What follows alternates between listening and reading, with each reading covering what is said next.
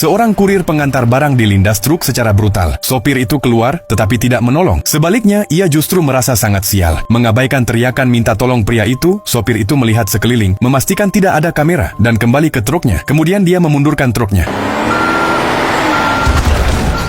Pengadilan memutuskan ini hanyalah kecelakaan lalu lintas, dan sopir itu hanya dijatuhi hukuman 1 tahun penjara. Ibu korban datang untuk menuduhnya, tetapi dia bersikap sangat sombong. Semua itu disaksikan oleh seorang hakim bawah tanah. Malam itu, sang sopir sedang mandi, ketika tiba-tiba kepalanya ditekan ke dalam air. Dia akan segera kehabisan napas.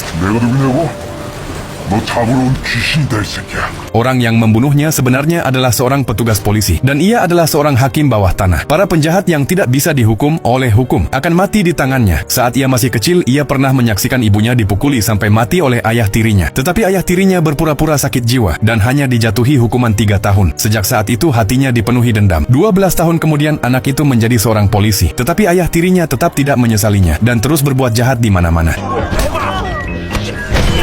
Jangan khawatir, anak itu tidak jauh ada di belakang. Tujuannya adalah melawan kekerasan dengan kekerasan. Anak itu mengikuti ayah tirinya dan memilih menyerang saat tidak ada orang di sekitar. Tetapi ketika ayah tirinya melihat, dia sama sekali tidak menganggapnya serius.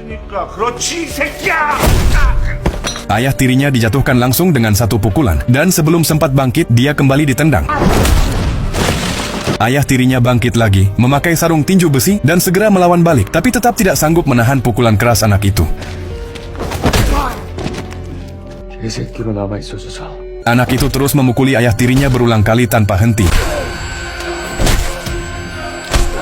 hingga akhirnya menjatuhkannya. Sejak saat itu anak itu menjadi hakim bawah tanah. Tak lama kemudian ia melihat berita bahwa 2 preman menerobos masuk ke rumah seorang wanita, melakukan tindakan kekerasan, dan ketika wanita itu mencoba menghentikan mereka, ia mengalami luka serius. Para preman itu menyuap pengadilan dan bahkan mengancam wanita itu. Anak itu segera bergegas menuju rumah wanita itu. Kedua preman itu sedang buang air kecil di atas jendela. Anak itu segera menutup jendela dan langsung menyerang.